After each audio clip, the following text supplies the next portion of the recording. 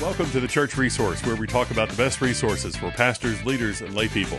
I'm your host, Jeff Oliver, and I want to look at today something that we talked about in a previous podcast, and this is really seen as a sequel to the book, The Return of the Prodigal Son by Henri Nouwen. And I mentioned in that podcast, I would recommend that if you have not listened to that you go back and listen to that podcast at some point and to hear what we said about that book and about Henri Nouwen specifically, because he was a Catholic priest. I'll show you the book. The book is called Home Tonight.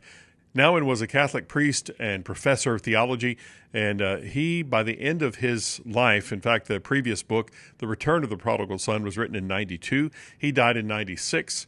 And then this book was published in 2009, obviously posthumously, and we'll talk about that in a minute. So as he got to the end of his life, he really became more mystical, more of a pantheist. And so I read the previous book, The Return of the Prodigal Son, with a keen eye and just making sure that there was nothing there that really caused me to raise an eyebrow or any red flags about theology. And I think that was written very well. I think that was handled as he looked at and unpacked the story of the prodigal son. I think that was done well. I don't see any error there that would cause me any reason to pause or to put that book away. This one is different. This book is called, again, Home Tonight, Further Reflections on the Parable of the Prodigal Son by Henri Nouwen, and it's subtitled A Guide to Finding Your Spiritual Home. This is written as really a kind of a transcription, there it is, of some books some lectures that Nouwen gave on the book, even as he was leading up to writing the book, The Return of the Prodigal Son. And so these are some lectures that were held over weekends, over retreats that he held, and as he's helping people to look over this story of the prodigal son.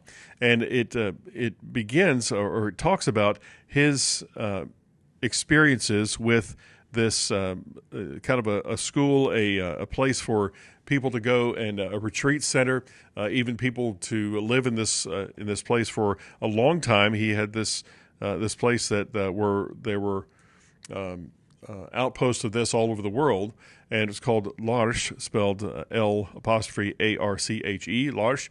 That's a French institution there that started because they needed people to be able to pull away and have this kind of a retreat, have a quiet life, and to contemplate some things, very much in a Catholic tradition.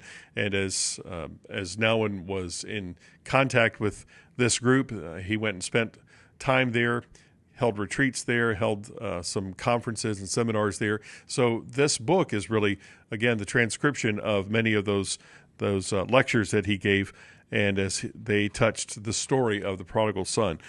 He gave a talk each morning. It says there was a 3-day workshop that a majority of this book is keying off of, and he told the participants there, the book says, to enter into quiet time and the practice of 3 ancient spiritual disciplines: listening, journaling, and communing. And as we look at the book, each chapter reads as really a devotional as we look at different parts of that story of the prodigal son. And when they end each chapter, and this was compiled again from lectures and then edited by someone else who is a part of the Henri Nouwen Trust, they put this together, but they ended each chapter, each day's devotional, maybe each lecture that he gave, with an opportunity for you to do just those 3 things, for you to be able to reflect, then to also listen, to journal, and to commune with God. It gives specific recommendations for how you can do that as you connect with this book. But I wanted to let you know here about some of the thought behind the writing of this book was that when Nouwen would come in contact with anybody for the first time at L'Arche, as he was making his rounds there, as he was getting to know some of the people there, he would ask a couple of questions. And the editor here, Sue Mostetler, says that it really informs how she wanted to lay out this book, is that he says a couple of things to someone when he first meets them. Where's your home? and are you home tonight? And as he gets the answers to those questions from people, she says this is the kind of the thought behind the way that he approached life, the way he approached these lectures, and even in his personal interactions with people. So where's your home, and are you home tonight? In other words, as the story of the prodigal son unfolds, we know that the longing really is for that home, for that unconditional love that we see and the forgiveness of the Father. And we want to know from people, are you really home tonight as you think about your connection with God? Now, this book, as it talks about that relationship between Jesus and God, here's where I think it starts to venture off into some at least questionable material for me. It says that Jesus' life is an invitation for us to believe, not primarily in him, but in the relationship between himself and God, whom he names Father. And this is where Nouwen starts to kind of repackage, redefine what Jesus' role was within the Trinity. In fact, I don't think he would even call Jesus part of the Trinity. He's not calling him God in this book. And so he talks about just the relationship between Jesus and God, again, whom he calls Father. And this is really this man, Jesus' response to the love that he has seen in God, that he knows he's sent from the Father. He's sent from capital U, capital L, unconditional love, as that being a name for God.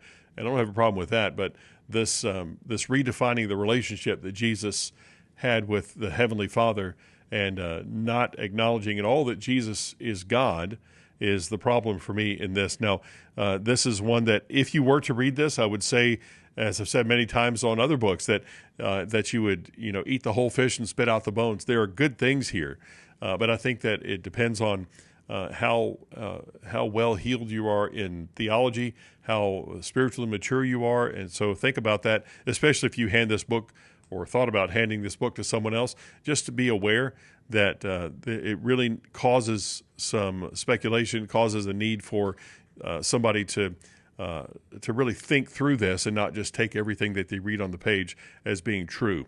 So it really requires a high level of discernment for you to go through this and to get the good out of it. So even says that Jesus' call for someone to believe in him is only rooted in the fact that they would believe in him and his words and his teachings because of his relationship with the Father. Again, not acknowledging that Jesus is God, but acknowledging that there's a relationship here with Father that requires you to listen to him, and only for that reason. So that's just a caveat for you as you look through this book, as if you decide to read this book.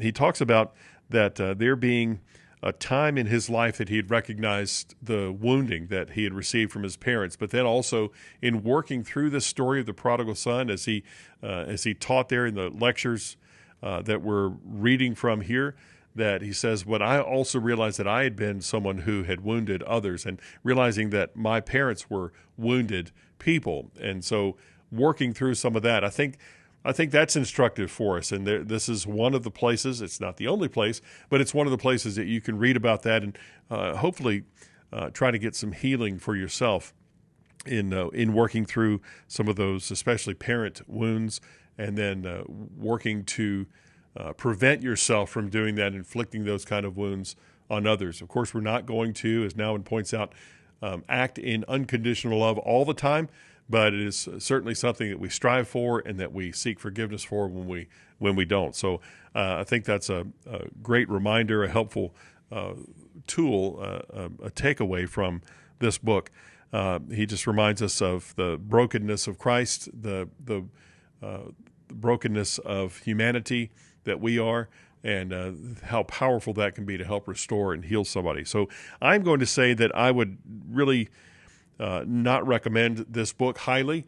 I would say that there are some good things in it. I would say if you were to find an audio recording of this, if you find it on audiobooks or Audible or something, that it would be a good exercise for you to just listen to this, again, with high level of discernment, with trying to take the good out of it and take some of the principles out of it. That would be good. By the way, I did not spend a lot of money on this book. I will tell you that there is a certain place that I look for any book that people say, oh, you've got to read this book. I know that happens to you all the time if you're in ministry at all. And there is a website called abebooks.com. Abe, think Abe Lincoln, abebooks.com. And I found this book it was $3 or $4 free shipping from a secondhand bookstore. And you'll find a lot of books. I found so many of the books that are on my shelves that have been recommended to me that it's just one of those. You absolutely have to read this book. You have to have this book in your shelf. So it's a place that I go a lot of times and find a book for just a small fraction of whatever you would spend on it, full price. So this even has somebody's name, their name and address attached to it still, and I won't tell you who those people are or where they live. But I can tell you that it is a place where I go a lot of times to save money on books. Again, abebooks.com. So just telling you about this book, Home Tonight, Further Reflections on the Parable of the Prodigal Son. If I were giving stars to it, say out of 5, I would give 2 stars. And just tell you to, again, be careful if you decide to read this book. Henri Nouwen, and this is a book that is newly on my shelf, and it's helpful to me in really understanding more deeply that story of the prodigal son. So I hope it gives you a bit of direction as you prayerfully consider which resources will best help you and the people you minister to. Thanks for listening to the Church Resource, and please make sure that you give us a review. And if you have any suggestions or questions, comments, claims of heresy, anything like that you would like us to look at, please email us at thechurchresource@gmail.com. That's thechurchresource@gmail.com.